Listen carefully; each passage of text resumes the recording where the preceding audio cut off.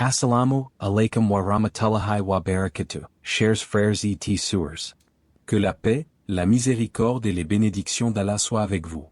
Bienvenue sur notre chaîne, un espace pour explorer la lumière d'Allah, méditer sur sa sagesse et renforcer notre conscience de sa présence dans chaque instant de nos vies. Ensemble, rapprochons-nous de lui, cultivons la taqwa et découvrons la grandeur de notre âme guidée par la vision divine. Il y a des moments dans la vie où l'être humain se sent impuissant. Il frappe à toutes les portes de ce monde, les médecins pour la santé, les proches pour le soutien, les amis pour le réconfort, les responsables pour la subsistance. Mais parfois, malgré tous les efforts, chaque porte semble se refermer brutalement. C'est alors que naît une question douloureuse. Où trouver la clé qui ouvre réellement les chemins? Le Coran, parole éternelle d'Allah, n'est pas un livre ordinaire que l'on lit comme on feuillette une histoire. C'est une source vivante, un océan de lumière qui contient en lui-même des remèdes, des secrets et des portes menant directement à la proximité d'Allah. Et au sein de cet océan, certaines sourates ont une force particulière, un poids spirituel que les cœurs sensibles ressentent dès la première récitation. Les savants, depuis des siècles, ont témoigné de cette réalité. Il existe une sourate qu'ils ont surnommée la sourate des clés. Pourquoi ce nom? Parce qu'elle agit comme une serrure spirituelle qu'aucune force terrestre ne peut bloquer. Elle n'est pas une formule magique, ni une incantation mécanique. Elle est un souffle divin, un rappel du Créateur, un écho qui résonne dans les profondeurs de l'âme humaine. Quand tu la récites, ce n'est pas seulement ta langue qui bouge. Ton cœur se met en mouvement. Tes pensées se purifient. Tes yeux s'ouvrent sur une lumière que tu ne voyais pas auparavant. Tu te sens comme un voyageur perdu dans le désert, épuisé, affamé, assoiffé, et soudain, devant toi s'élève une oasis.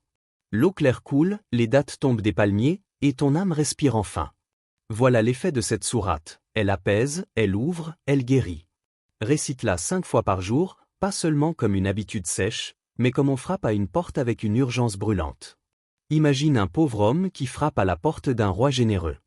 Il frappe 1 fois, 2 fois, 3 fois, et au bout d'un moment, le roi lui ouvre, car il reconnaît sa persévérance et sa sincérité. Ainsi, toi aussi, chaque récitation est un coup frappé à la porte du trône divin. Et le plus beau, c'est qu'Allah lui-même promet de répondre. Et quand mes serviteurs t'interrogent sur moi, alors je suis tout proche. Je réponds à l'appel de celui qui m'invoque quand il m'invoque. Sourate Al-Baqarah, 2, 186. Cette proximité, combien d'entre nous l'oublient? Nous cherchons des réponses chez les hommes, alors que celui qui possède toutes les réponses dit « Je suis tout proche ». Est-ce que tu ressens la douceur de ces mots? Le Seigneur des mondes, celui qui a créé les galaxies et les étoiles, celui qui connaît les battements de ton cœur, t'assure qu'il est proche. La sourate des clés est comme un rappel vibrant de cette vérité. Quand tu la récites avec constance, tu ne fais pas qu'aligner des lettres arabes. Tu rappelles ton âme à son Créateur. Tu rétablis un lien invisible mais indestructible entre le ciel et la terre. Tu poses ta faiblesse dans les mains du Tout-Puissant. Et c'est là que survient le miracle. Pas toujours le miracle spectaculaire qu'on imagine, comme un problème effacé du jour au lendemain. Mais le vrai miracle, ton cœur qui s'apaise, tes larmes qui deviennent des perles de proximité, ta peur qui se transforme en confiance. Et puis, parfois, Allah décide d'ouvrir une porte matérielle, une solution qui surgit de nulle part, un secours qui arrive au moment exact où tu croyais tout perdu. N'as-tu jamais ressenti cela? Comme si Allah t'envoyait un signe au moment où tu en avais le plus besoin? Une rencontre imprévue, une bonne nouvelle qui tombe, une ouverture que tu n'avais pas prévue? Ce sont ces instants qui rappellent que la récitation du Coran, et particulièrement de certaines sourates, est un acte qui dépasse la simple prononciation. C'est un dialogue intime avec celui qui entend tout. Et toi, spectateur, pose-toi une question sincère. Quand as-tu réellement récité le Coran avec le cœur, et non seulement avec la langue? Quand as-tu laissé les versets entrer en toi comme une pluie douce qui nourrit la terre sèche de ton âme? La puissance de cette sourate réside dans sa capacité à transformer ce qui est fermé en une ouverture, ce qui est lourd en une légèreté, ce qui est obscur en une lumière. Elle agit comme une clé universelle, mais chaque clé ne fonctionne que si la main qui la tourne est sincère. Voilà pourquoi les savants insistent, récite-la 5 fois par jour, non pas comme une répétition automatique, mais comme une conversation. Chaque récitation est un appel, chaque mot est une prière, chaque souffle est une preuve d'amour envers Allah. La sourate des clés n'est pas un secret caché, elle est à la portée de tous. Mais rares sont ceux qui l'emploient vraiment comme une clé. Beaucoup l'ont sur les lèvres, peu l'ont dans le cœur. C'est là que réside la différence entre celui qui frappe timidement sans conviction et celui qui frappe avec insistance et certitude que la porte finira par s'ouvrir. Dans une petite ville silencieuse, nichée entre des collines arides, vivait un homme dont le visage portait les marques du temps et des épreuves. Ses cheveux avaient blanchi prématurément, ses mains tremblaient parfois sous le poids de la fatigue, et ses yeux, bien qu'encore vifs, semblaient refléter une tristesse profonde. On l'appelait Abdallah, serviteur d'Allah. Et ce nom, il le portait avec humilité, mais aussi avec douleur, car sa vie était devenue une succession d'épreuves qu'il ne comprenait pas toujours. Abdallah était un commerçant modeste. Pendant des années, il avait gagné sa subsistance en travaillant avec honnêteté, vendant ce qu'il pouvait, nourrissant sa famille du peu qu'il gagnait. Mais un jour, tout changea.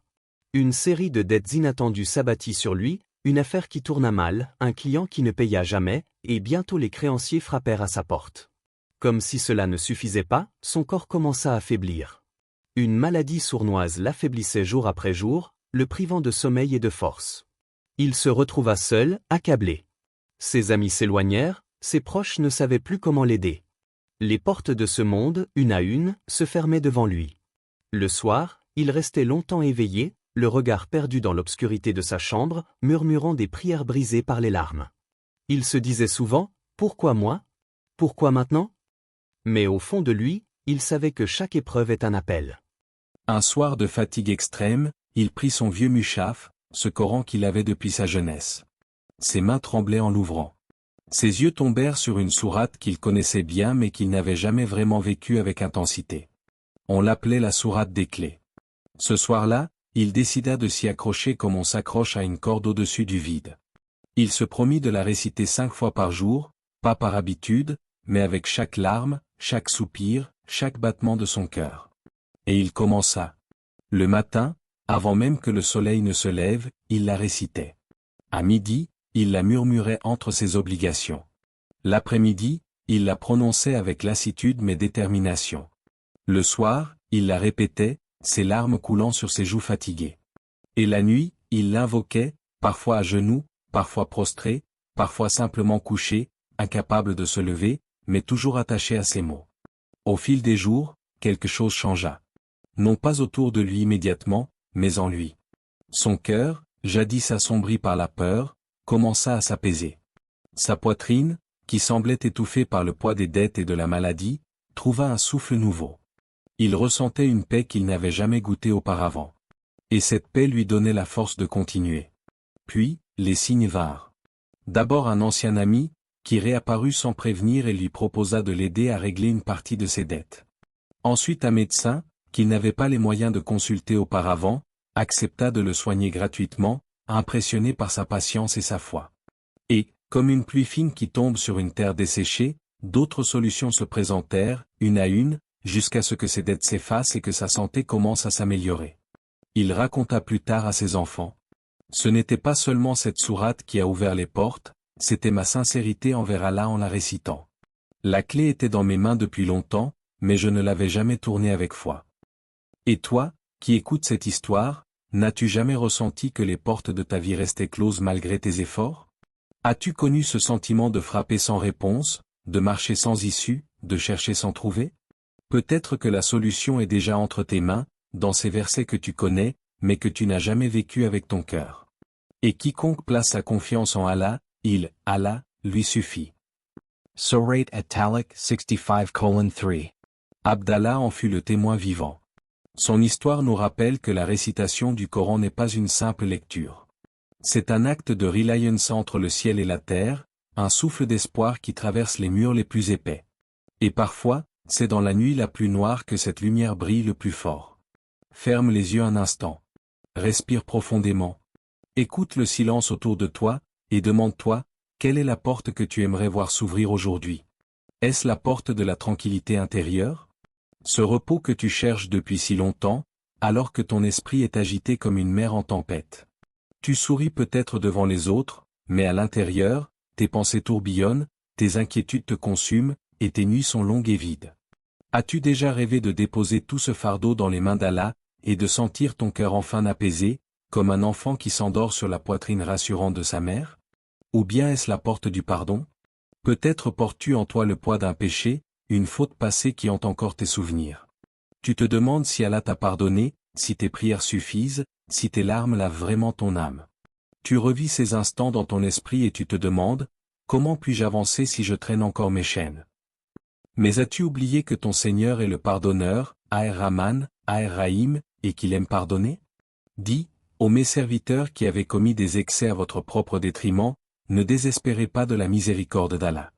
Car Allah pardonne tous les péchés. Oui, c'est lui le pardonneur, le très miséricordieux. Surah Az-Zumar, 39:53. Ou peut-être que ton cœur appelle la porte de la subsistance. Chaque jour, tu te lèves, tu travailles, tu comptes, tu calcules. Mais l'argent semble s'échapper entre tes doigts comme de l'eau. Tes efforts ne suffisent pas, et parfois, tu as honte devant tes enfants, devant ta famille, de ne pas pouvoir leur offrir plus. Tu te demandes où est la clé de la baraka, cette bénédiction qui multiplie le peu et fait couler l'abondance. Et si la clé n'était pas dans ton compte bancaire, mais dans ton lien avec celui qui possède les trésors des cieux et de la terre? Et dans le ciel se trouve votre subsistance ainsi que ce qui vous est promis. Sourate Ad-Dariya, 51, 22. Mais peut-être, que la porte que tu désires le plus est celle de la proximité avec Allah. Cette porte n'a pas de prix, pas de mesure, pas de comparaison. C'est celle qui te fait sentir que tu n'es jamais seul, même quand tout le monde t'abandonne. C'est cette chaleur intérieure qui éclaire ton cœur dans les moments d'épreuve, qui te pousse à sourire même dans les larmes, qui t'élève même quand tout semble s'écrouler autour de toi. Tu la cherches peut-être depuis longtemps, et elle est plus proche que tu ne l'imagines. Nous sommes plus près de lui que sa veine jugulaire. Sourate Kahf, 50, 16. Arrête-toi un instant, et demande-toi, quelle est ta vraie soif? Quelle est la porte qui, si elle s'ouvrait aujourd'hui, transformerait ton existence? Car le Coran n'est pas seulement un livre posé sur une étagère, poussiéreux, récité rapidement lors des prières ou des funérailles.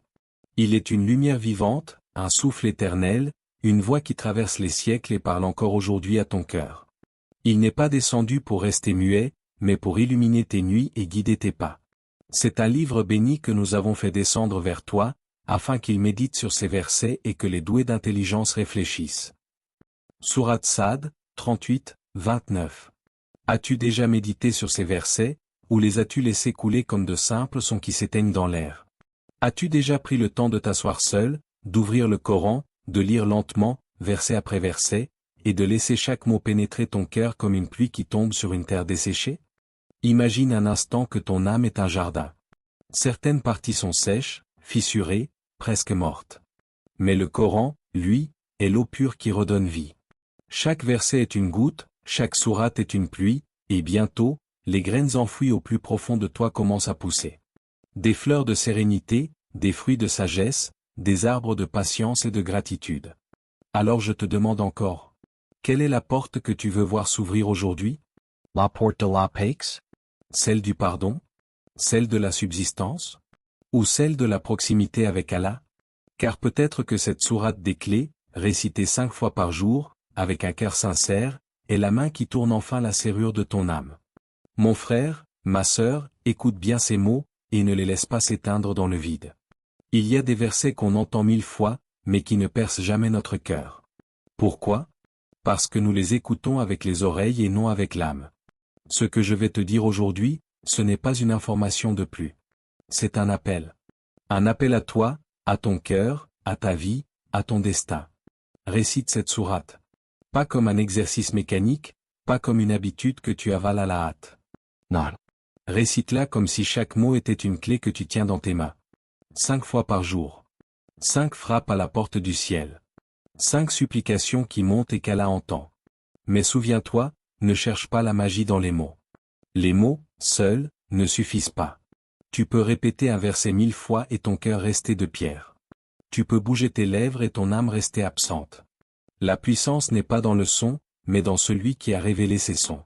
Dans celui qui a dit « Et quiconque place sa confiance en Allah, Allah, lui suffit. » Surah At-Talaq 65:3.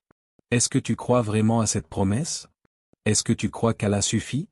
Ou est-ce que, dans le fond, tu continues à courir derrière les hommes, derrière tes calculs, derrière tes propres forces qui t'abandonnent jour après jour? Mon frère, ma sœur, tu as essayé 1000 chemins. Tu as cherché l'aide des uns et des autres. Tu as frappé à des portes qui se sont fermées. Et si, cette fois, tu essayais d'aller directement à la source? Si tu plaçais ta confiance entière, nue, sans condition, dans celui qui ne déçoit jamais? Ne dis pas, mais mes péchés sont trop grands. Ne dis pas, je ne suis pas assez pieux. Ne dis pas, Allah ne répondra pas à quelqu'un comme moi. Car celui qui a révélé cette sourate est aussi celui qui a dit: Invoquez-moi, je vous répondrai. Sourate Ghafir, 40, 60. Alors pourquoi doutes-tu encore? Pourquoi hésites-tu à frapper à sa porte? Peut-être que tu as peur d'être rejeté. Mais écoute, Allah ne rejette pas celui qui revient à lui. Il a accueilli Adam après sa chute, il a sauvé Younou des entrailles de la baleine, il a délivré Moussa face à la mer, et il a honoré Muhammad malgré les épreuves. Et toi, tu crois qu'il ne peut pas accueillir ton appel? Chaque récitation que tu fais est un acte d'amour. C'est comme dire, Ya Rab, je n'ai personne d'autre que toi. Je n'ai pas de force, je n'ai pas de richesse, je n'ai pas de solution. Mais j'ai toi. Et cela me suffit. Alors récite cette sourate 5 fois par jour. Fais-le avec tes larmes si tu n'as pas la force de sourire. Fais-le avec ton souffle fatigué si tu n'as plus la voix. Fais-le avec ton cœur brisé si tes mots trébuchent. Mais fais-le. Et sache que chaque récitation est une graine semée. Tu ne sais pas quand la pluie viendra. Tu ne sais pas quand la plante sortira de terre. Mais ce qui est certain, c'est qu'Allah ne laisse jamais une graine sincère sans fruit. Laisse-moi te poser une question. Combien de temps encore vas-tu attendre? Combien de nuits vas-tu passer à tourner dans ton lit, à chercher des solutions humaines qui ne t'apaisent pas? Combien de jours vas-tu gaspiller à croire que c'est par ton intelligence, tes contacts, ton argent que les portes s'ouvriront? Est-ce que tu ne vois pas que tout cela est limité? Mais Allah, lui, n'a pas de limite.